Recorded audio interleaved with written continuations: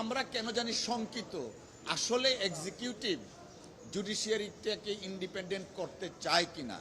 জনাব আসিফ নজরুল সাহেবের বক্তব্য প্রতিধ্বনিত হচ্ছে ফেসিস্ট রেজিম ইতিপূর্বে এই ধরনের বক্তব্য মহামান্য হাইকোর্ট সম্পর্কে বলেছিলেন, যা অত্যন্ত দুঃখজনক। তিনি আইন উপদেষ্টা হিসাবে ওনার খুবই চমৎকার একটা প্রিভিলেজ পজিশন, এই প্রিভিলেজ পজিশন থেকে পাবলিকলি বিচার বিভাগ নিয়ে এই ধরনের মন্তব্য অগ্রহণযোগ্য, অনভিপ্রেত, এবং তিনি ভবিষ্যতে আরেকটু সতর্ক হয়ে কথা বলবেন।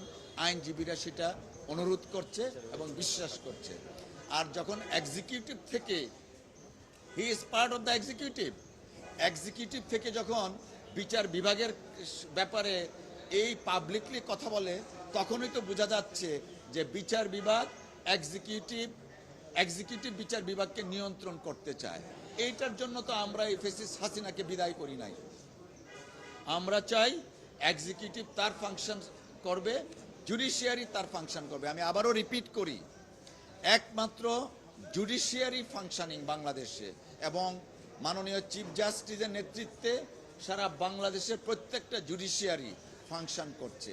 এই ফাংশনিং জুডিশিয়ারিকে এইরকমভাবে কথা বলে নন ফাংশনিং ওনারা করতে চাচ্ছেন কিনা, তারা এটা বেটার জানেন। Thank you.